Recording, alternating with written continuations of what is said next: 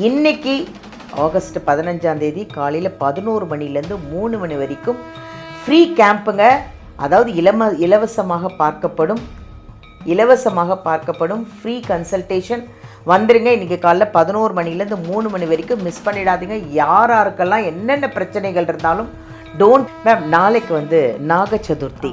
அந்த நாக சதுர்த்தினா என்ன, அன்றைக்கி என்னென்ன ஸ்பெஷல், எதுக்காக அன்றைக்கி வழிபாடு பண்ணுறோம் சொல்லுங்கள். ஸோ நாக சதுர்த்தி ஒரு சிலருக்கு பார்த்தீங்கன்னா அடிக்கடி கனவில் நாகம் வந்துக்கிட்டே இருக்கிற மாதிரி இருக்கும், துரத்துதா இல்லை நாகம் டக்குன்னு கொத்துற மாதிரி வருது, என்ன இதுன்னு பயந்துருவாங்க.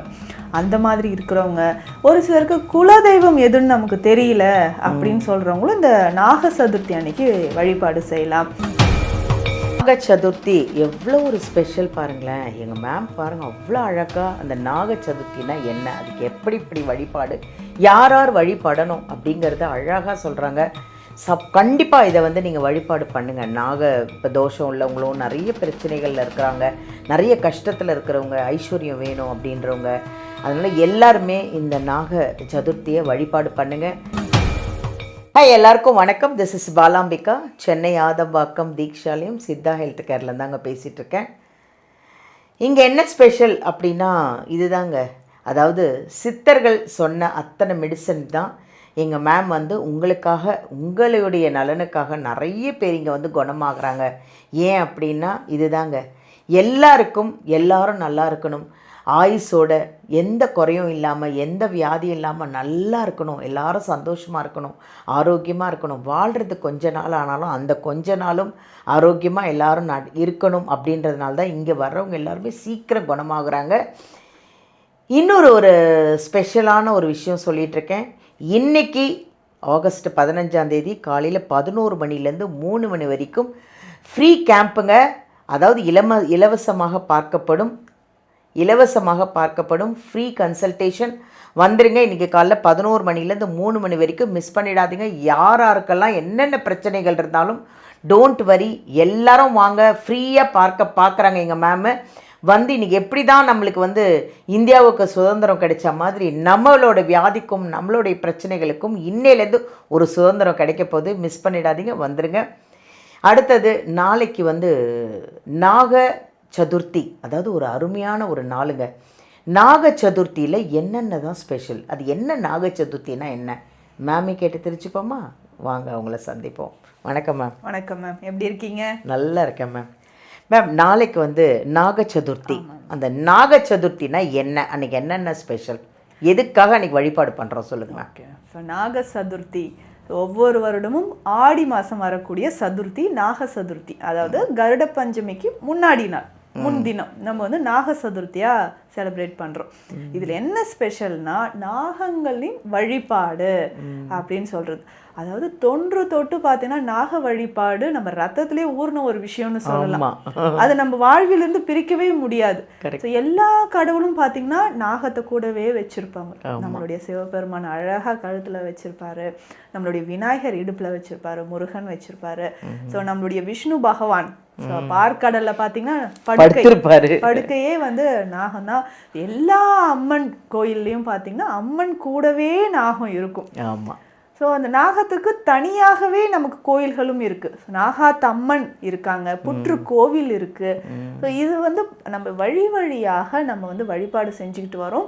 நிறைய விஷயங்கள் நம்ம பார்த்துருக்கோம். நம்ம நம்புறோமோ இல்லையோங்க, நிறைய பேர் இதெல்லாம் அப்படின்வாங்க. அப்படி கிடையாது. நம்மளை தாண்டி ஒரு விஷயம், தெய்வ சக்தி கண்டிப்பாக இருக்குது. நாகங்களை நம்ம தெய்வமாக தான் இன்றைக்கும் வழிபாடு செஞ்சுக்கிட்டு வரோம். அப்போ இந்த நாக சதுர்த்தி அன்னைக்கு நாக வழிபாடு ரொம்ப முக்கியம்.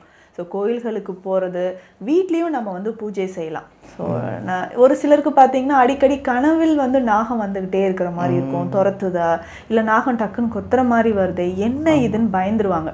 அந்த மாதிரி இருக்கிறவங்க, ஒரு சிலருக்கு குலதெய்வம் எதுன்னு நமக்கு தெரியல அப்படின்னு சொல்கிறவங்களும் இந்த நாக சதுர்த்தி அன்னைக்கு வழிபாடு செய்யலாம். இல்லை ஜாதகத்திலே ஒரு சிலருக்கு ராகு கேது, இதில் ஏதாவது நமக்கு சில பிரச்சனைகள் இருக்கலாம், தோஷங்கள் இருக்கிறவங்களும் இந்த நாக சதுர்த்தி அன்னைக்கு வழிபாடு செய்யலாம். ஸோ ஸ்பெஷலாக பார்த்தீங்கன்னா கோயில்களுக்கு போயிட்டு அன்றைய தினம் நம்ம வழிபாடு செய்கிறது ரொம்ப முக்கியம்.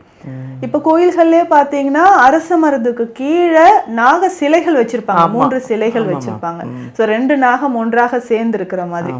அதுவுமே நம்மளுடைய சித்த மருத்துவத்துல பாத்தீங்கன்னா இடகலை பிங்கலை இருக்கு இல்லைங்களா, இதுவுமே நம்ம உடல்ல அடங்கி இருக்கக்கூடிய நிலை 2 சர்ப்பம் மாதிரி சேர்ந்துதான் முதுகுத்தண்டுக்கு நேராக வரும். அதை தான் வந்து சித்தர்கள் வலியுறுத்தியும் இருக்காங்க. அதை தான் சிற்பமாக இன்றைக்கு நம்ம வழிபாடு செஞ்சுக்கிட்டு இருக்கோம். ஸோ நமக்கு இந்த மாதிரி நாகதோஷம் இருக்கிறவங்க என்ன பண்ணலான்னா, அப்போ நம்ம கோயிலுக்கு போயிட்டு ஸோ பால், பன்னீர், சந்தனம், குங்குமம் எல்லாம் நம்ம அபிஷேகம் செஞ்சுட்டு பால் வச்சு வழிபாடு செஞ்சு தீபம் ஏற்றி வழிபாடு செய்கிறது ரொம்ப முக்கியம்.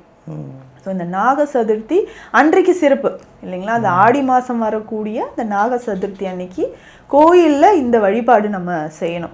இதுலேயும் முக்கியமாக பார்த்தீங்கன்னா நாகங்கள் அப்படின்னு சொல்லும்பொழுது அஷ்ட நாகங்கள் ரொம்ப சிறப்பு.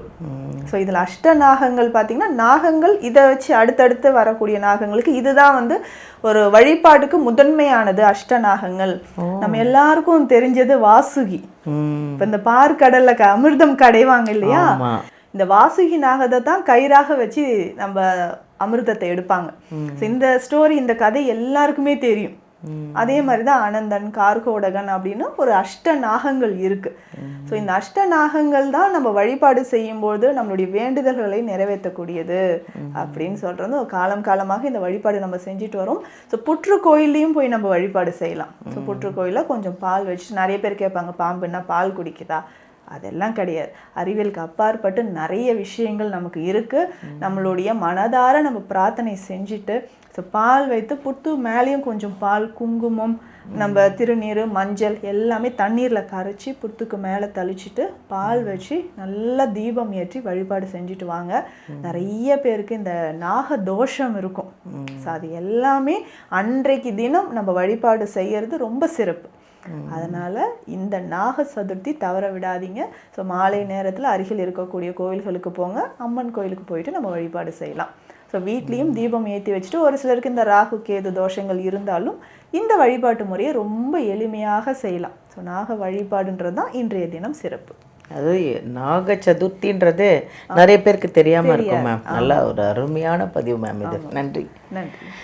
நாக சதுர்த்தி எவ்வளோ ஒரு ஸ்பெஷல் பாருங்களேன். எங்கள் மேம் பாருங்கள் அவ்வளோ அழகாக அந்த நாக சதுர்த்தினா என்ன, அதுக்கு எப்படி இப்படி வழிபாடு, யார் யார் வழிபடணும் அப்படிங்கிறத அழகாக சொல்கிறாங்க.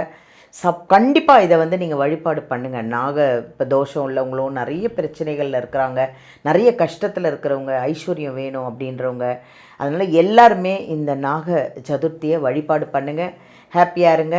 அது இல்லாமல் இன்றைக்கி 15ஆம் தேதி காலையில் 11 மணிலேருந்து 3 மணி வரைக்கும் இங்கே ஃப்ரீ கன்சல்டேஷன் இலவசமாக பார்க்கப்படும். எத்தனை பேஷண்ட்னாலுங்க வாங்க, எல்லாருக்கும் என்னென்ன பிரச்சனை எல்லாத்தையும் இங்கே கொண்டு வாங்க. உங்கள் பிரச்சனையெல்லாம் இல்லாமல் ஹாப்பியாக சந்தோஷமாக எப்படி சுதந்திரம் 15ஆம் தேதி எப்படி ஆகஸ்ட் 15 சுதந்திரம் கிடைச்சிட்டோ நமக்கும் வியாதியிலேருந்து ஒரு சுதந்திரம் கிடைக்கட்டும். நன்றி.